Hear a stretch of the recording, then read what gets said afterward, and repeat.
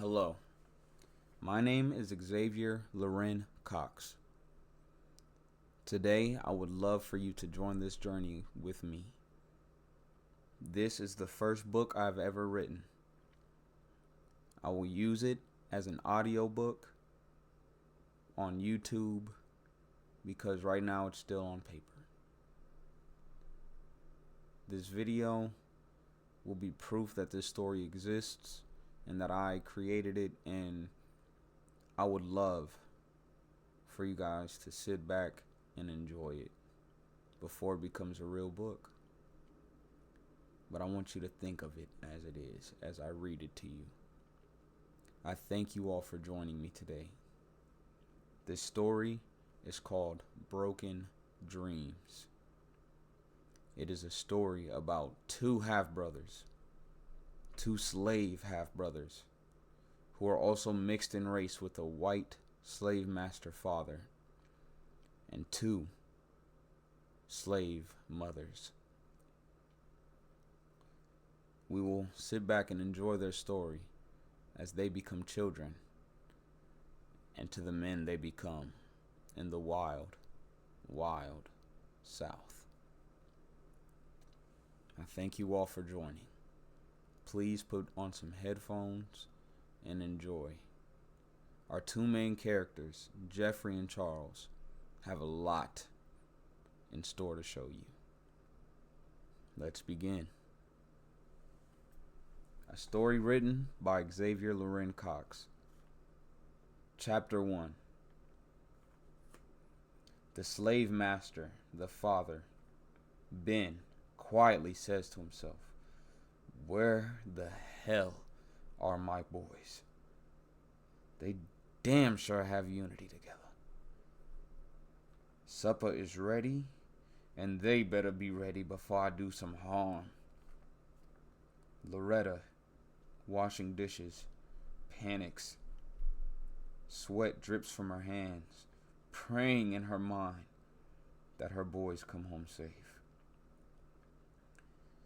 Next to the barn, outside of the plantation, Jeffrey and Charles are playing on the swing. Charles says, "Hey Jeff, don't you know there's a war going out there somewhere that'll free all of us slaves? I seen Big Brother John riding in the other day. He had a map on him, so I followed him to the kitchen. And Larry and Daddy were waiting at the table. John let it out and he says, 'Niggas are joining the war.'" Charles laughs. "Well, ain't that something, Jeff?" A shadow casts behind Charles as he pushes his younger brother on the swing. "That would be something, wouldn't it?" says their father, Ben. Grabbing both boys by the neck, he takes them to the back of the house, dragging them both, choking them. Finally, he lays them down next to their 7-year-old sister, crying with a bloody nose. "You boys are getting older. You gonna have to start learning men have to be on time for work, for life, and especially when their meal from their sweet old mamas is prepared for them. Come on, bring 'em out," says their father, Ben, which in that moment felt like slow motion for the two boys. Jeffrey's mother, Loretta, Charles' mother, Martha, both laying there with black eyes, swollen shut, being carried out without their clothing by both white men who are half-brothers to our two main characters. Their names are John and Larry, the two oldest boys of Ben. They tie the women up to trees. They start unbuckling their pants, ripping off their gowns. while the women are screaming, trying to gather their breath. Both women are pleading for mercy. Not in front of my babies, please. You's gonna see us. You gonna see them. Excuse me. You're gonna make them see us like this. How could you? Please don't do this to us. Please. Not in front of my babies. Screams Loretta. All three children sit, crying and lost, confused. Then it begins. Ben watches and laughs. The screams wake up thousands of slaves. As they surround and all watch, a noble man in the crowd runs to cover the boy's eyes, but within 3 feet of reaching them, is shot in the chest. The boys both start to throw up. They try to turn their heads from watching their mothers being violated, but are threatened with the same fate as that noble man. The brave 10-year-old Jeffrey runs to his mother to try to pry his oldest brother off of her, and he gets slashed by a whip. Before he can even get the chance to reach his mother.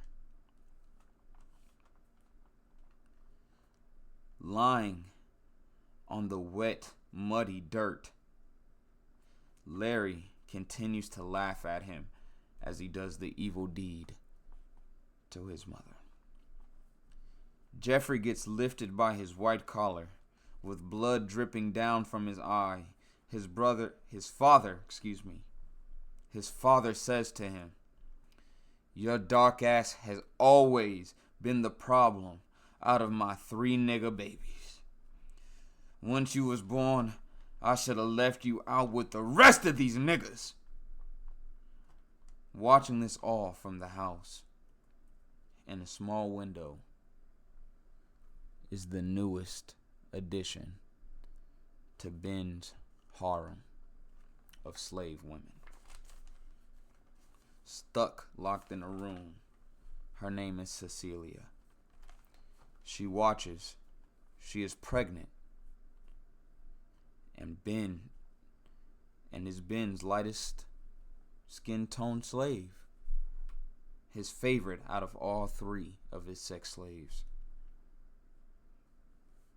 From the curls in her hair to her green and brown eyes, it makes Ben treat her more special than any slave on the plantation.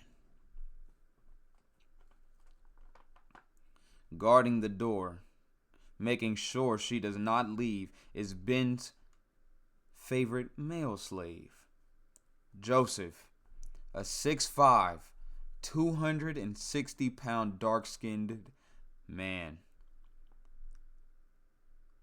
We transition to outside. Still Ben screams for Joseph. "Joseph! Get down here. I need you to make sure these boys stay down and obey like their smart little sister over here." Joseph runs out of the house and gets handed the shotgun. Ben whispers to him, "Don't let none of them slaves over there interfere. You's hearing me, boy? I'm gonna go upstairs and take care of my good old Cecilia. My boys ain't gonna be the only one having fun tonight." Joseph nods his head. "Yes, sir. It'll be my pleasure. I will do as you says." As rain continues to pour all over Jeffrey, all you can hear is screaming and crying from their mothers. Martha, the mother, screams, "No, no more, please, no more, please." as she has continued to be violated. The boy Jeffrey passes out from the sheer amount of stress.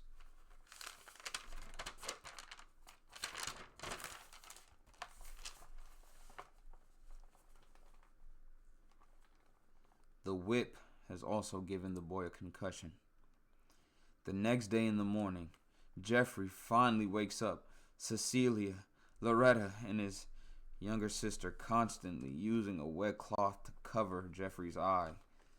It's a scar as if a beast has slashed his face, going from the top of his eye to the bottom of his lip, permanently damaging the boy's eye on his right side. The first person he sees is his mother, and a flash like a thunderstorm went over the boy's mind, reminding him of the previous night. He falls out of bed in his room, throwing up, automatically bringing tears to his mother's eyes, seeing that her son is now in disgust at the sight of her. She says, "Listen, I know you don't want to look at me right now. I know. And I'm sorry. I'm sorry you had to see me like that." Jeffrey gets up, crying, and hugs his mother, speechless, with the only noise being the gulps and cries that he has in his throat. For a moment, Cecilia rubs her pregnant belly as she stands in the corner watching the son and mother. Charles sits grasping for breath, sitting on the other side of the plantation from where his brother is, crying, trying not to look at his mother as well, who can barely keep her eyes open after the beating she received last night. Charles, while facing the field, back facing his mother, says, "Mother, my 15 years of being on this earth, I've never been through something like that, Mama. Please, know that I love you. I just seen something. I just need a little time. Before I'm able to look at you, Mother, I need time. My father has ruined us, Mama. What can I do to fix this? What can I do to heal us? Please, Mama, I'm begging you to help me get these awful thoughts and memories out of my head. Please." As he falls to the ground, grabbing her feet, crying, she says, "I'm so sorry, my boy. I wish you never had seen something like that." Martha says to him, "Please, son, look at me. You don't have to for long, but I can't bear never, ever being able to talk to my son the same." He looks up from the ground with tears on his eyes, running like water from a fountain. Screaming, he says to her, "He's ruined me." She grabs her son, squeezing and holding him.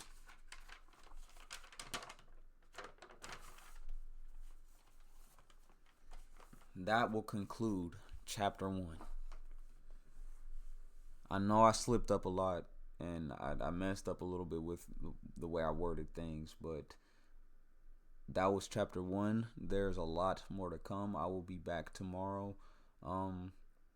I want to be able to edit these better, but again, it will come with due time.